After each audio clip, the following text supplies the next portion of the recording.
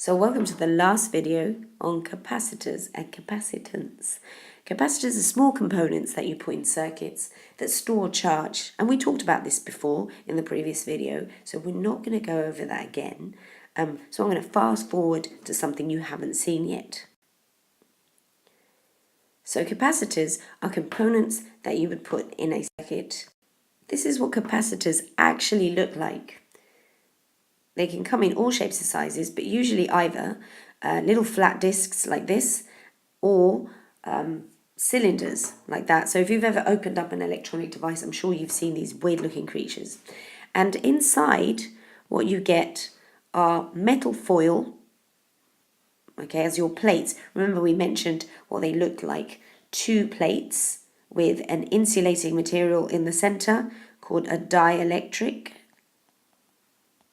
Okay, that's the insulating material in the middle. And the plates, in this case, would be a metal foil layered in this way so that you can get a really large cross-sectional area. And we'll talk about that in a minute. This is sometimes referred to as a rolled sandwich. And that makes the size of the capacitor much, much bigger. So that's what they look like, and you know what they're used for. So let's get on with some maths stuff. And as previously mentioned, capacitors store charge. And the way to measure how much charge they store is using a quantity called capacitance, the ability to store charge. So how do we define it? It's the amount of charged stored per volt V. This is a scalar, as charges, and the units are farads, and we can define the farad as 1 coulomb per volt. So that's your first relationship. Here's a quick calculation. Whip your calculators out and give this a go. A 24-volt DC power supply fully charges a capacitor with 0.24 coulombs of charge. What is the capacitance? And don't forget the units. So there we go, millifarads, 10 millifarads, or times 10 to the minus 3. So this kind of size is quite small because capacitance tends to be of a small measure, times 10 to the minus something. Now we're going to look at factors that affect the capacitance of a capacitor. Okay, so two very easy factoids. The capacitance is proportional to the surface area and inversely proportional to the distance between the plates, D. The bigger this area, the more charge you can store, and the bigger this distance, the less charge. Okay, you got those two factoids clear in your mind? Good.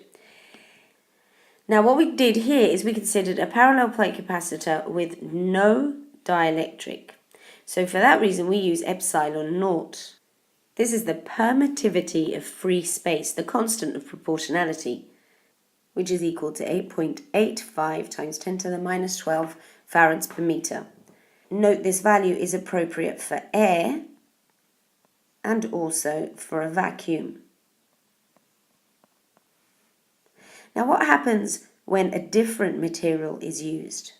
If a different material is used, there would be some kind of relative permittivity value, K, and you would multiply that by your permittivity of free space. So your formula would become capacitance equals K epsilon naught A over D. The IB is a bit sneaky with this. So what they do is they write this section as epsilon on its own. And they could just give you the permittivity of the material. And I'm hoping that's the most likely situation. Okay, so the booklet formula that you get is this one. But just to bear in mind that the epsilon they give you is a conversion factor times the permittivity of free space. So let's look at capacitors in circuits. There are two formulas that you can easily derive. capacitors in series and capacitors in parallel. Now, remembering what you do, this is a good revision exercise actually, remembering what we do about potential difference and EMF. This is your EMF, and you have your potential difference here. I want you to do two things. Write an equation for the EMF in terms of the PDs. Well, here I am doing it for you. And considering our definition of capacitance, which is C equals Q over V, derive this equation. See if you can. So how did you do? If you substitute this equation into our Kirchhoff's law equation here, the EMF in, the energy in, equals the potential difference or energy dissipated in each capacitor. So you have V1, V2, V3, substituting voltage equals charge over capacitance. You have the capacitance in the first capacitor, Q over C1, plus Q over C2 plus Q over C3 equals Q over the entire capacitance, the total capacitance. But we know that the current is the same in series, so charge, which is proportional to current, must be the same as well. So we cancel our Q's and we end up with 1 over C total equals 1 over C1 plus 1 over C2 plus 1 over C3. Have a bit of a practice by calculating the following. The total capacitance of the circuit, you have two capacitors there. Careful with the prefixes, times we have a micro and nano. The charge across each capacitor, find Q, and the voltage across each capacitor.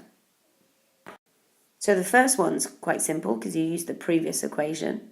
The second one, you just have to remember that the total charge will be the same as the charge across each of these. And then the voltage across each capacitor, you can work out if you have Q and C. So how did you do? Right, let's go on to the next equation. See if you can now derive the capacitor in parallel equation using exactly the same idea as before, this time thinking about the current, or Kirchhoff's first law. The current flowing through the two branches, I1 and I2, is going to add up to the total current through the main branch. So if we have IT equals I1 plus I2, so therefore, remember, current equals charge over time. We're assuming a proportionality, so you can just write the next step and then use your capacitance formula.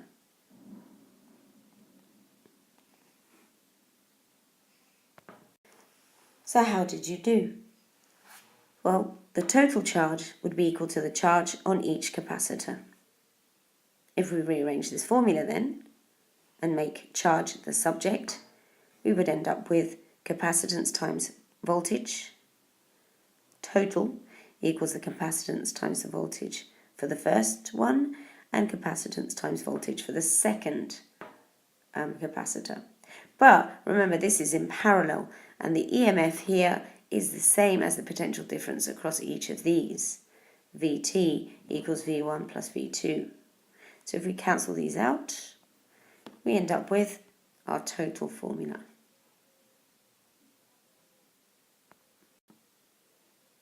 So now practice this question. Find the total capacitance of the circuit, the voltage across each resistor, bearing in mind that the voltage in parallel is the same, and the charge across each capacitor. Okay, so hopefully you did okay on that one. So we're going to look at capacitor discharge. So what actually happens to the capacitor as you charge it up and discharge it, allow it to discharge. Now this horrible looking thing is a capacitor charge discharge circuit, and it's not as scary as it looks. all we've got here is a battery supply connected to a capacitor and in parallel with a resistor. The switch is probably the only complicated thing, so let's have a look at it in more detail. The switch allows the circuit to be first connected up to the capacitor, like this. So as you switch it on, the charge will flow to the capacitor plates. It would charge up the plates until no charge can flow anymore. Remember, once the plates fill up, the current stops flowing, and then you end up with no more current flowing there. But what you do have is a nice full capacitor. So what you do then is you flip the switch, and this time you've got a circuit that looks like this. Okay, so can you see the difference in the circuit here? Now, literally the only things that are connected are the capacitor and the resistor, like that. This part of the circuit can almost be utterly ignored. Right? So now your power supply is the capacitor and not the battery here. So as you flick from 1 to 2, you go from power supply to capacitor. Right, now let's have a look at exactly what's going on there and look at the current trace.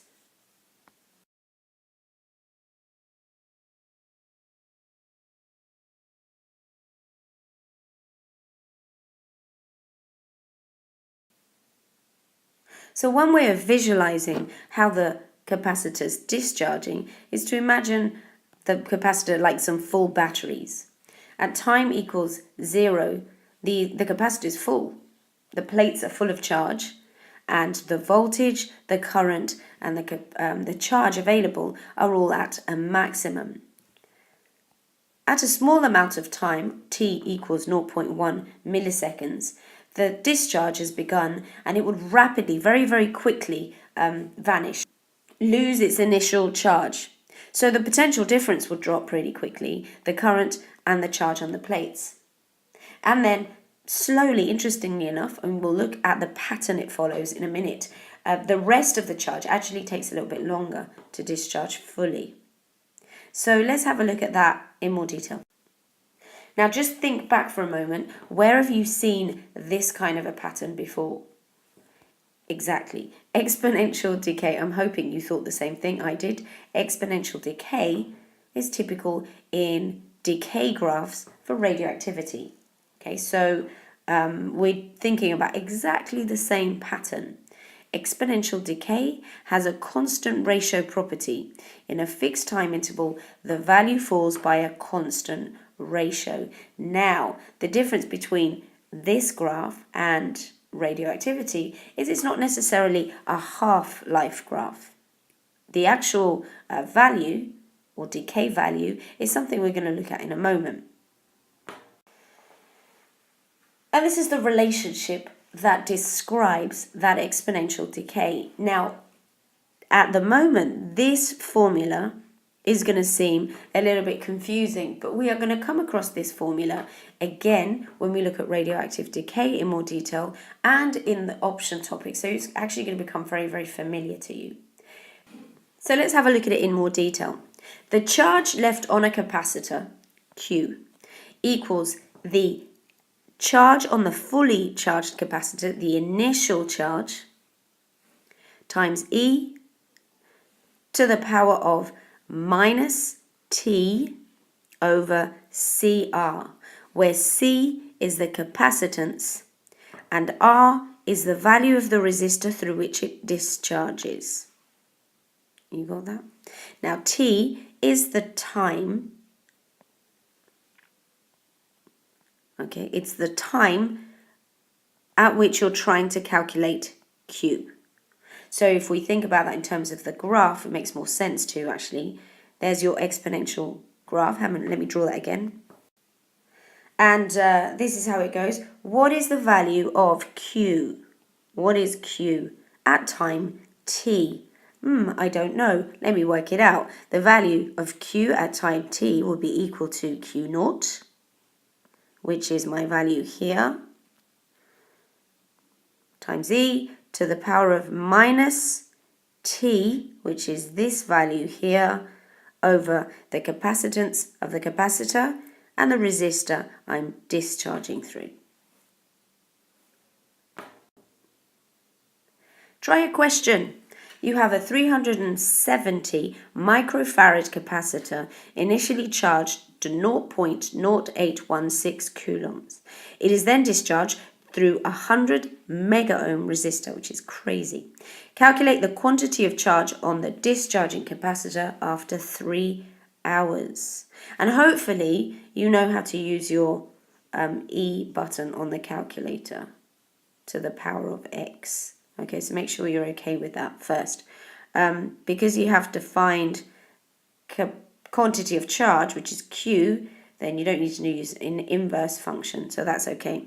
So have a go at that question. Remember to change hours into seconds. Very important.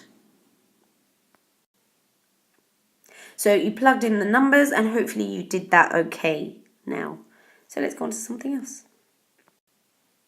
So in true IB spirit, why have one equation when you can have 3? So in the same way that capacitance follows this exponential pattern, so does voltage and so does current. So you have exactly the same equation for voltage and for current. And don't worry too much because all of these formulas, both the one for charge and voltage and current, are on the data booklet. The important thing is that you know how to use them. Now, I would strongly recommend taking a break now and just having, digesting all the information that you've taken on so far. Take a little break, go off, do something fun for a bit, and then come back and try and summarize everything you've done so far. If you have left everything for the last minute, I guess you're just going to have to carry on with this. In which case, I'll try and make it as straightforward as possible. We're going to talk about something called a time constant. The time constant, or tau, which makes it sound very zen-like and meditative, but really is just a mathematical function related to the constant E. So it's a maths thing. Yes, we have them to thank for. So it's a maths thing to do with this baby. But don't worry about it. Okay, we don't need to know that in physics. You just need to know that it is the time taken for the charge on a discharging capacitor to fall to 36.8% of its initial value, or the time required to charge the capacitor through the resistor by 63.2%. That's not important per se. What's important is that you know the following. That the time constant T, or tau, is equal to the capacitance times the resistance. Because the higher the capacitance, the longer the discharge time will be. It is a little bit akin, it's a parallel to the half-life that we've talked about in half-life curves. But again, you don't need to draw parallels there. We know that time constant is proportional to capacitance. This duration time is proportional to the capacitance. And that this duration of time is also proportional to the resistance. The bigger the resistor you're discharging through, the longer it takes. The bigger the capacitance, the longer it will take. Now that kind of makes sense, because if you have a capacitor that's charging up and holding lots and lots and lots of charge, then of course it's going to take a lot longer to discharge, to lose all of that charge that it's stored. And similarly, if the resistance is higher, it's going to take longer for that discharge to take place. Okay, so anyway, your time constant equals capacitance times resistance. So now would be a really good time to practice what you know. So you've got a series of questions that I'd like you to do. So spend a little bit of time having a go through them. Number 1, the graph shows how the charge varies with time across a 45 microfarad capacitor as it discharges through a 0.96 mega ohm resistor. Using the gradient of the graph, calculate the current of the resistor at the following times. Now, why the gradient of the graph? Because you're given Q and you're given T, and you know that current equals Q over T. So, using tangents to the gradient, give that a go. Okay, B, make appropriate calculations and plot a graph of how current varies with time as the capacitor discharges through a resistor, and do the same with potential difference. Now, that's using these formulas. And I'm even going to throw in the time constant here, minus T over tau. Because remember, tau is CR. You can use these to work out any point that you can then plot on your graph, and you can do the same for V equals V naught E minus G over the time constant. Okay, and the answers are as follows.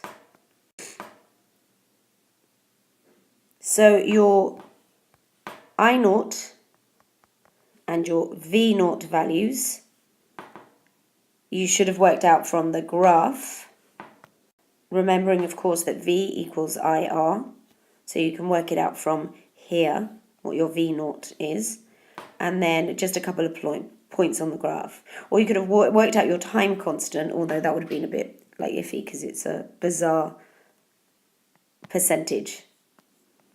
But yep, 2 or 3 points for plotting that graph using the equations noted before should be enough.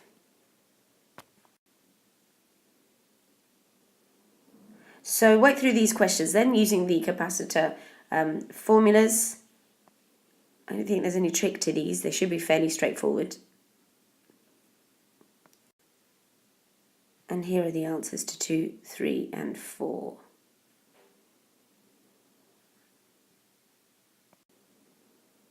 And we can see the finish line now. This is the last section, and this is the energy in capacitors and factors that affect it and how to calculate it. Any ideas? Will it involve the area under a graph? Of course it will. Let's have a look. So let's go back to basics. When a capacitor is charging,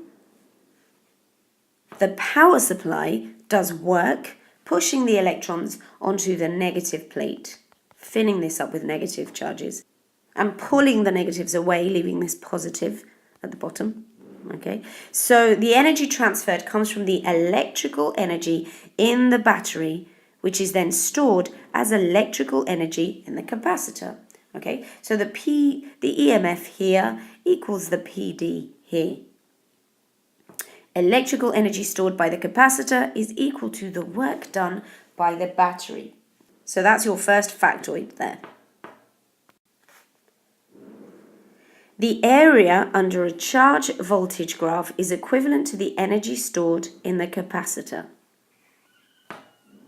So this area can be determined basically using an algebraic function, using the equation for the area of a triangle. Energy equals a half QV. So yeah, there is a potential here to use integrals, blah, blah, blah, but we're not going to do that because we don't have to. Okay, so let's see what we can do with this equation to make it a little bit more fun. Let's try a quick question here. The capacitor shown is working at its maximum recommended voltage of 15 volts. Using the graph, calculate the energy stored in the capacitor. And it's a QV graph, making it nice and easy. Did you get it right? Well done. Okay, let's try something else. So the chances of getting a charge voltage graph are pretty slim because that would make life so much easier. It's not going to happen. It's therefore desirable to have expressions which allow the calculations of energy stored for other quantities. So there are 3 other equations that you can derive. You can derive the energy in terms of the capacitance.